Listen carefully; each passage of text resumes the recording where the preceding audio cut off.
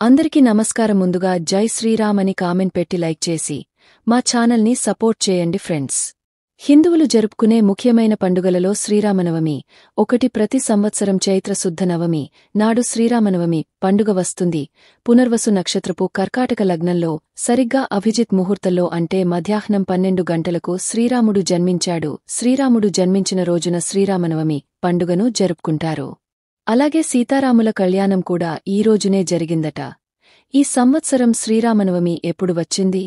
శ్రీరామనవమి రోజున ఎలాంటి పద్ధతులను పాటించాలి అనే ముఖ్యమైన విషయాల గురించి ఈ వీడియోలో తెలుసుకుందాం. ఈ నెల ఏప్రిల్ 6వ తేదీన ఆదివారం నాడు శ్రీరామనవమి వచ్చింది. శ్రీరామనవమి వచ్చేలోపు ఇల్లంతా శుభ్రం చేసుకుని ఇంట్లో ఉన్న పాత వస్తువులను తీసేయండి. ఈ విశ్వావసు నామ సంవత్సరంలో వచ్చే మొట్టమొదటి పండగలలో శ్రీరామనవమి ఒకటి. కాబట్టి శ్రీరామనవమి రోజున కొన్ని నియమాలను పాటించడం ద్వారా ఈ కొత్త సంవత్సరం అంతా మీకు బాగా కలిసొస్తుంది. కాబట్టి శ్రీరామనవమి పండుగ వచ్చేలోపు శ్రీరాముల వారి విగ్రహాన్ని కాని ఫోటోని కాని ఇంటికి తెచ్చుకోండి. ఈ పండుగ పర్వదినాన రాములవారి విగ్రహాన్ని పూజగదిలో ప్రతిష్ఠించుకుంటే డబ్బుపరంగా మీ ఇంటికి బాగా కలిసి వస్తుంది. అంతులేని ఐశ్వర్యాన్ని రాములవారు ప్రసాదిస్తారు. రాములవారి పూజకు అత్యంత అనువైన సమయం ఏప్రిల్ 6 ఉదయం 11 గంటల నుంచి మధ్యాహ్నం 1:30 వరకు ఉంది. ఇక బ్రహ్మ ముహూర్తంలో పూజలు చేయాలనుకువారు ఉదయం 4 గంటల 30 నిమిషాల నుండి 5 గంటల 20 నిమిషాల వరకు పూజ చేసుకోవచ్చు. అలాగే సాయంత్రం 6 గంటల 41 నిమిషాల నుంచి 7 వరకు పూజ చేసుకోవచ్చు. ఈ ఘాడియాలు చాలా శక్తివంతమైనవి. కాబట్టి శ్రీరామనవమి రోజున ఇంట్లో పూజ చేసేవారు ఈ సమయాల్లో మాత్రమే ఇంట్లో పూజ చేసుకోండి. రాములవారి అనుగ్రహంతో మీ కుటుంబానికి మంచి జరుగుతుంది. శ్రీరామనవమి రోజున చేసే పూజల వల్ల ఫలితాన్ని పొందవచ్చు. శ్రీరాముని పూజించడం వల్ల సకల పాపాలు తొలగిపోయి సకల ఐశ్వర్యాలు మీ ఇంటికి ప్రార్థిస్తాయి. శ్రీరామనవమి రోజున పూజ చేసేవారు పసుపు రంగు వస్త్రాలను ధరిస్తే చాలా మంచిది. ఎవరైతే పసుపు రంగు వస్త్రాలను ధరిస్తారో అలాంటి వారికి విపరీతమైన అదృష్టం కలిసి వస్తుంది. జీవితంలో ఐశ్వర్యానికి కొరత ఏర్పడదు. అలాగే చామంతి పూలతో సీతారాములను పూజిస్తే విశేషమైన పుణ్యఫలితం దక్కుతుంది. రామనవమి పండుగ పర్వదినాన ప్రతి ఒక్కరూ పిండి దీపాలు వెలిగించండి. 10 తరాల ఐశ్వర్యం మీ కుటుంబానికి లభిస్తుంది. కాబట్టి శ్రీరామనవమి రోజున పిండి దీపాలు వెలిగిస్తే ఊహించలేనంత అదృష్టం కలుగుతుంది. మీ మనసులోని కోరికలన్నీ నెరవేరిపోతాయి.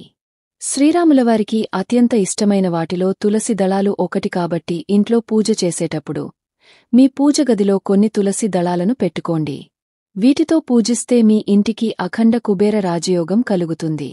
కాబట్టి ఇంతటి గొప్ప అవకాశాన్ని మాత్రం అస్సలు వదులుకోవద్దు. శ్రీరామనవమి రోజున ఇంట్లో పూజ చేసే ముందు కొన్ని అక్షింతలను తయారు చేసుకుని పూజగదిలో పెట్టుకోండి.